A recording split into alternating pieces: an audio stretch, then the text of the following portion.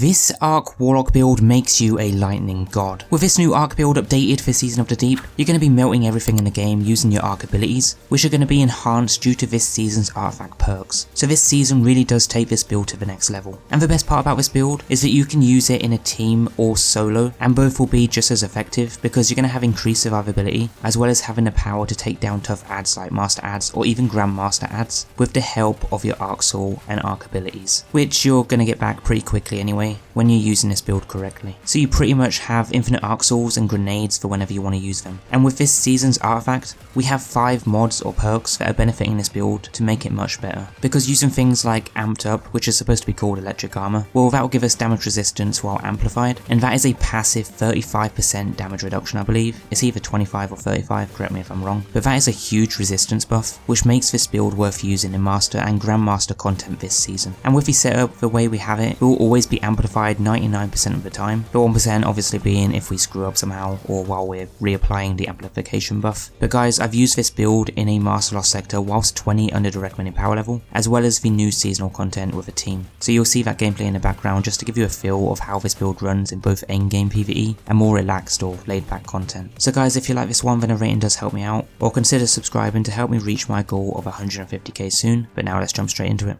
So like every season, we get a lot of changes to builds, as well as getting new artifact perks that benefit certain subclasses. Obviously this season we have the focus being Arc and Void, so I will be covering a lot of builds like this every week on the channel. So if you guys do like this one, then why not check out the full playlist down below, because you might just find your new favourite build in there. But with this one today, we're taking the Arc Warlock build from last season and buffing it up slightly. So we'll use the initial design we had back at the start of Lightfall, but with a few slight changes to the mods while also applying new artifact perks as well. And I will break everything down and explain how it all works, as well as give you the exotic armor alternatives, because there's actually quite a few different routes you can go with this build. It doesn't have to be exactly like mine, but every exotic will slightly change the build score. So obviously we're using the Getaway Artist with this one, and I know a lot of people use the Fallen Sunstar, but it's just not needed. We're getting so much energy to our abilities as it is. Now both supers for the Warlock Stormcaller subclass did get buffed, so the Storm Trance now has increased PvE damage by 25% with reduced time to reach the max damage ramp while attacking from 5 seconds to 3. And the Chaos Reach also got a damage buff by 25% as well, which means depending on the route you go, you could use either of these supers with this build. So if you just want to have a mess around in easier content, go with the Storm Trance, or if you're taking this build more seriously, then go with the Chaos Reach, because in my opinion the Chaos Reach is actually worth using now, or at least for this season, since we now have the Thunderous Retort perk, which will boost our super's damage even more if we cast it while critically wounded or amplified. And bear in mind, we're always going to be amplified, right? So we shouldn't ever need to worry about when we cast that super. And if on the off chance that you're not amplified, just bring out an Arc Soul and then you will be. I was considering to make this build a dedicated Geomag Stabilizers build with the Chaos Reach, because this does extend the duration of Chaos Reach, giving you more damage on the super, but I just don't feel like we need it for the majority of things we'd use it on. If you're going into a dungeon or raid, you just don't really want to use a super that's taking too much time to deal damage when you have other options for higher DPS. Like sure, Chaos Reach does quite a bit of damage now, but its DPS ain't great. It's like Anarchy, realistically it'd have the highest damage if used efficiently, but you're spending too long to get that damage when you could use other things to melt quickly. So that's why I didn't really choose the Geomags. So for this build we're going to use the Getaway Artist for infinite Arc Souls and mostly grenades in general, which are also pretty good this season too, due to another artifact perk, but we'll get to that in a minute. So just briefly, the way you'll use this build in all types of content is first hold and consume your grenade. This will give you an Arc Soul which will start killing adds, generate ionic traces, orbs of power, and just in general help you kill crap. You'll be able to get another charge back before the previous one has even gone, so it's infinite Arc Souls. And because of that, and the fact that you have a rift also giving you one, you can freely use a grenade whenever you want to as well. But if you're taking this into harder content like a Master or Grandmaster Nightfall whilst underpowered, it will still work the same way, but it's going to take you a little bit more to kill adds, so you'll just go about it like you usually do, but at a slower pace, with you helping the Arc Soul kill things as well. Ideally try and let the Arc Soul get the final blows for ionic traces, but if you can't, it doesn't really matter too much. The ionic traces are just going to refresh that amplification buff, which means you don't need to keep getting multi-kills with Arc or keep having to consume the grenade charge. Just let the arc soul do all the work and generate ionic traces, that be either by your grenade version or the rift that you also give to allies. Now we're using the Getaway Artist Exotic arms. What this does is convert your arc grenade into an arc soul and makes you amplified, so the arc soul will function as a turret that shoots and kills adds. Now we're actually running the arc soul aspect anyway, so when you cast your rift you'll create an arc soul that fires in front of you, but also allies who go through your rift will also get one as well. And while amplified, arc souls are supercharged and gain increased fire rate, and those arc souls are pretty good, they do help a lot, so having 3 or even 6 people running around with one is really going to clear the room quickly. And because being amplified buffs them, we'll always have them buffed since the exotic starts that when we consume the grenade for the first one. We're also using the electrostatic mind, so defeating targets with arc abilities or defeating jolted or blinded targets creates an ionic trace, and collecting ionic traces makes you amplified too. Now bear in mind that our arc grenades are just going to jolt targets, with our first fragment Spark of Shock, which also stuns overload, so that's one source. But also this season's artifact, we have a perk called Shock and Awe, where arc final blows while amplified summons a burst of lightning that damages and jolts targets. So we got multiple ways of jolting enemies. We are using a pulse grenade with this build since they are pretty good, but most of the time we will consume them. They just come in handy for overload champions sometimes. And the melee is the same, we'll use the chain lightning to jolt enemies, which again helps us as a last resort. Now we also have lightning strikes twice in the artifact. This means that after we throw an arc grenade, we get increased grenade recharge for a short time, and any arc final blows extend their duration. So getting those grenades back quickly aren't going to be an issue for this season, and with the electric armor perk, we'll be staying amplified for longer, which just helps us maintain that amplified buff constantly to the point where we should always be amplified. And then that helps us with our Thunderous Retort for our extra super damage, but more importantly amped up for the extra damage resist, so we need to stay amplified. I would run arc weapons with this build, it will make the build a lot better. I recommend the new exotic auto rifle from this season, since it causes arc explosions and can blind targets, so it flows nicely with the build that we have. But you really can use any arc weapon, but it is okay to also run whatever you want. Just prioritize your loadout to suit the activity you're playing, rather than the build. Otherwise, if you're not confident you can consistently stun champions and complete the activity, then you're just going to have issues and blame the build when it's not really the build that's the problem, it's most likely the weapons that you're running.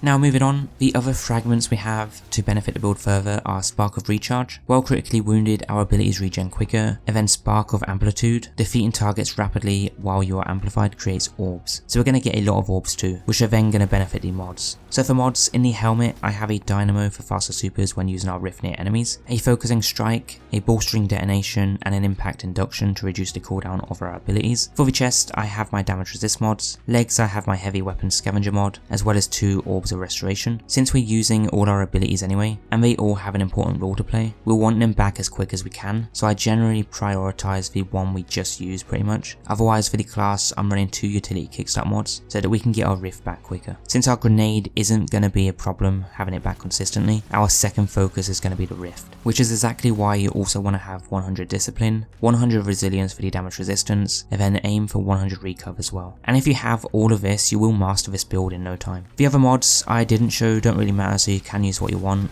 although I'll just copy my setup first, which is this, and then make any changes that you'd like if something isn't working for you. So if abilities aren't recharging quickly for you, then focus on other things to get the abilities back quicker, even if that just means focusing on one ability rather than 2 or 3. Here's the artifact setup for you guys though, so make sure you copy this as it doesn't save with the dim link I have below. But for exotic alternatives I will quickly go through that. So if you don't have Getaway Artist, you can use Eye of Another World, great for faster abilities in general as a passive bonus. Crown, great for faster abilities too. Vesper, although I think this is currently disabled at the time of making this video. Storm Dancers, another fun one to use if you're using a Storm Trance Super, and then the Geomag, obviously for Chaos Reach. If it was me, I'd prioritize the build with Getaway Artist, but if you don't have it, then I'd go with the Geomags or Eye of Another World, but you really want to go with the Getaway Artist, since that's what the build is designed around. But either way, a pretty good build that you guys need to have set up this season. Now if you don't like this build, then maybe check out the new playlist down below, because I'm sure you'll find your new dream build in there. Otherwise guys, take care, stay safe, and I'll see you in the next build.